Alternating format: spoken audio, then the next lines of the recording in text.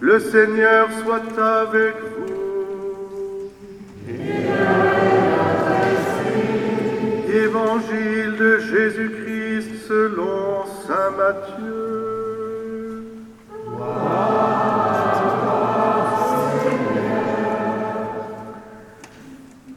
Au chapitre 3e, en ces jours-là, paraît Jean le Baptiste, qui proclame dans le désert de Judée « Convertissez-vous, car le royaume des cieux est tout proche ».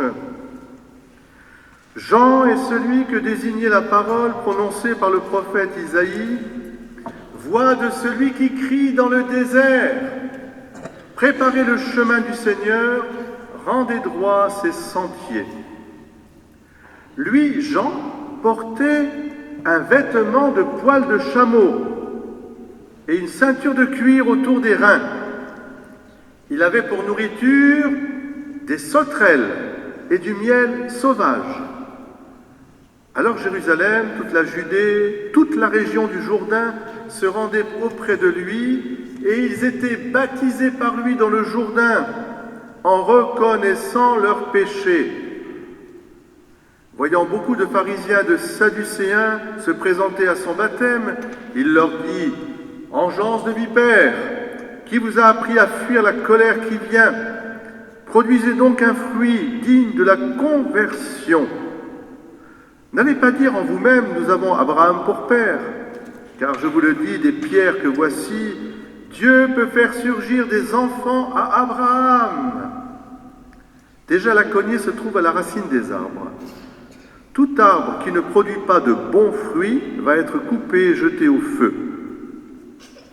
Moi, je vous baptise dans l'eau en vue de la conversion. Mais celui qui vient derrière moi est plus fort que moi, et je ne suis pas digne de lui retirer ses sandales. Lui vous baptisera dans l'Esprit Saint et le feu. Il tient dans sa main la pelle à vanner, et il va nettoyer son aire à battre le blé. Il amassera le bon grain dans son grenier, et quant à la paille, il la brûlera au feu qui ne s'éteint pas. Alléluia, mon cœur dans la joie. Alléluia, je chante pour toi. Alléluia, mon cœur dans la joie. Alléluia, je chante pour toi. Asseyez-vous. Pour une fois, je ne vais pas monter. Il faudrait une échelle après pour me faire redescendre. Mais bien qu'un jour, on montera au toit, sur le toit de l'église un jour. Aujourd'hui, vous y avez déjà la crèche est quasiment prête. Notre église du Thor rassemble tout le Thor en fait, parce que c'est la maison de Dieu, donc c'est la maison de tous les hommes.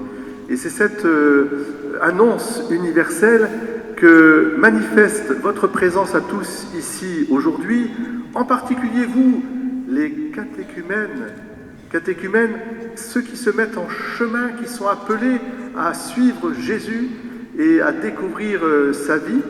Exactement comme dans l'Évangile, nous entendons Jean qui nous invite. Alors, est-ce que vous avez bien entendu l'Évangile? Qu'est-ce qui, parmi les catéchumènes, Aurore, Inès, Émile, Mathilde, qui est-ce qui peut me dire où est-ce que Jean a entendu la parole de Dieu? Il a entendu dans un palais royal? Est-ce qu'il a entendu dans les grands magasins? Sur un terrain de foot? C'est possible, hein? Mais enfin quand même. Dans un lieu particulier, dans le... Oui, Mathilde, très bien. Dans le désert. Alors pourquoi ce lieu est important? Parce que c'est un lieu qui désigne, je dirais, à la fois une grande étendue. On peut aller, je dirais, ouvrir au large notre regard, et aussi une grande pauvreté qui nous invite aussi à un dépouillement. Et là, Dieu vient parler à notre cœur. C'est-à-dire que dans nos vies, nous avons besoin aussi d'entrer à l'intérieur de nous-mêmes, notre petit cœur profond qui est sacré et dans lequel Dieu vient habiter. Et là, tu peux parler à son cœur, tu peux lui dire, tu peux confier tes intentions de prière personnelles. Tu peux prier pour ta famille, pour ton époux, pour ton mari, pour ta femme, pour tes enfants. Tu peux, pour ton travail, tu peux prier dans le secret de ton cœur. Le cœur sacré de Jésus, lui, il est toujours là, ouvert. Vous voyez la belle statue qui trône là, elle est devant l'autel. L'autel, le petit Sacré-Cœur de Jésus, il est juste là. Non pas derrière, mais regarde là, je montre mon doigt, devant l'autel. Alors je vais le montrer parce que les quatre... Là. Non, on n'a pas encore vu. Regarde-moi. Il est là.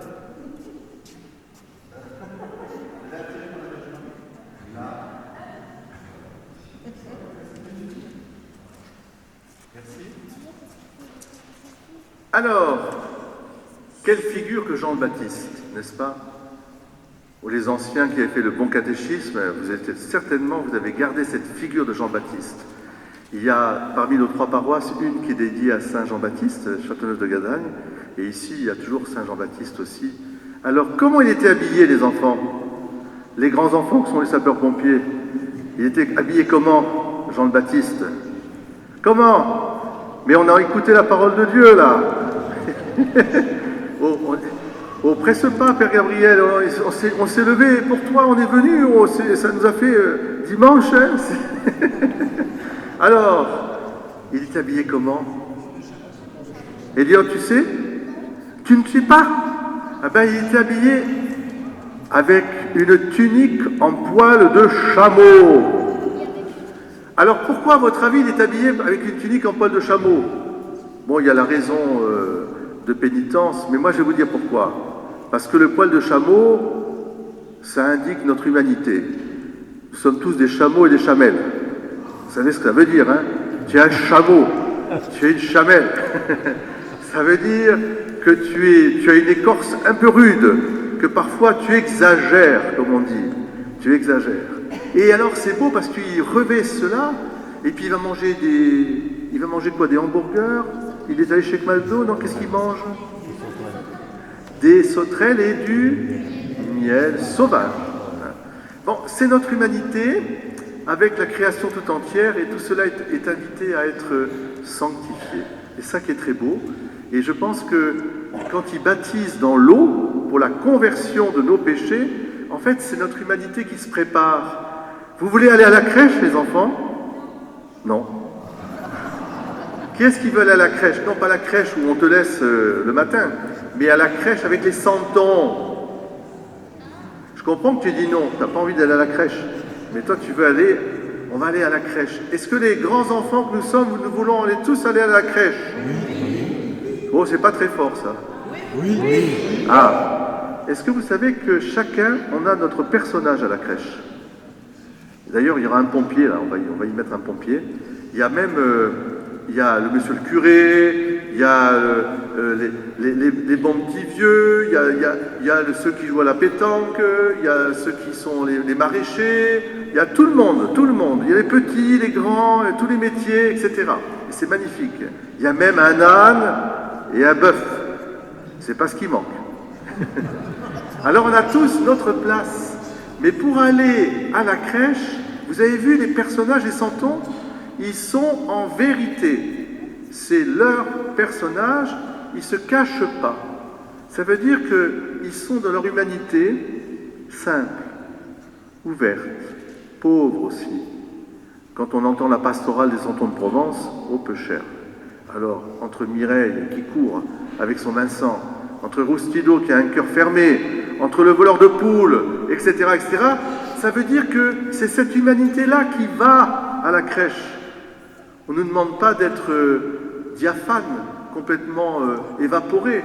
Non, on nous demande d'y aller avec notre pesanteur pour recevoir la grâce, c'est-à-dire pour nous laisser convertir. Donc il faut d'abord amener nos péchés. Qu'est-ce que c'est que nos péchés? Qu'est-ce que c'est qu'un péché? Un péché, c'est quand on fait quelque chose de mal. On n'a pas obéi, on n'a pas fait ceci, on a mal parlé, etc. Enfin, vous savez. Les enfants, ils découvrent au fur et à mesure. Nous, les anciens, il n'y a pas besoin de nous faire un film, nous savons. Donc, voilà. Et on arrive avec notre petit fardeau et on demande au Seigneur de nous purifier. Alors, ce qui est merveilleux, c'est que Jean, il nous tourne tout de suite vers Jésus. Et il nous dit, il y a quelqu'un qui arrive et il va baptiser comment? Avec quoi il va baptiser? Ah, pas dans l'eau. Il baptise, en fait c'est pour ça que les sapeurs-pompiers, c'est magnifique que vous soyez là aujourd'hui, parce que vous savez, c'est ça en fait. Il va baptiser dans l'esprit et le feu. Oh, oh. Alors ça c'est incroyable. L'esprit et le feu. Alors le feu, c'est le symbole aussi de l'amour. C'est pas qu'un symbole dur à voir, le feu, c'est aussi l'âtre, la cheminée, là où on se réchauffe auprès du feu, là où on fait aussi nos petites grillades, quand on a besoin aussi, etc., etc. Donc le feu est quelque chose aussi qui apporte la chaleur du cœur, vous voyez. Et alors l'esprit, nous croyons en un Dieu unique qui est un Dieu d'amour. Et au sein de ce Dieu unique, le Père et le Fils, Jésus, eh bien le Père, notre Père du ciel, il y a l'Esprit Saint, dont le rôle est précisément de nous unir. Il unit le Père et le Fils d'une manière éternelle, et il est toujours en train de prêcher la communion. C'est la communion, c'est l'amour qui efface tous nos péchés. Il nous pousse à l'amour. Il nous pousse d'abord à être humbles et doux, à reconnaître notre pauvreté. Mais non pas pour nous laisser dans la pauvreté, pour nous habiller du Christ lui-même. Quand vous serez baptisés, les catéchumènes, vous allez revêtir le Christ lui-même. C'est l'Esprit Saint qui va agir en force. Et moi, je vous invite vraiment aujourd'hui à vous laisser habiller par l'Esprit Saint pour être vraiment les santons de votre crèche. Encore une fois, dans vos maisons, vous allez préparer la Noël, que chaque santon soit un peu le symbole de vos familles, de vos proches, de vos amis. N'hésitez pas à y aller et à les contempler, ces santons. Ils sont pleins de grâce et de vérité. Et ils nous indiquent la tendresse de Dieu.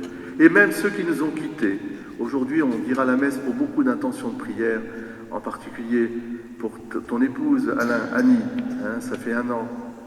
Et puis pour d'autres qui sont venus présentement. Mais ils sont là avec nous. Ils sont dans la vérité de leur être aussi, tout simple, mais dans l'amour de Dieu incandescent. Un amour qui n'abandonnera jamais aucun de ses enfants. Et c'est ça le miracle de Noël, c'est de nous resserrer autour de cette chaleur qui vient du cœur sacré de Jésus.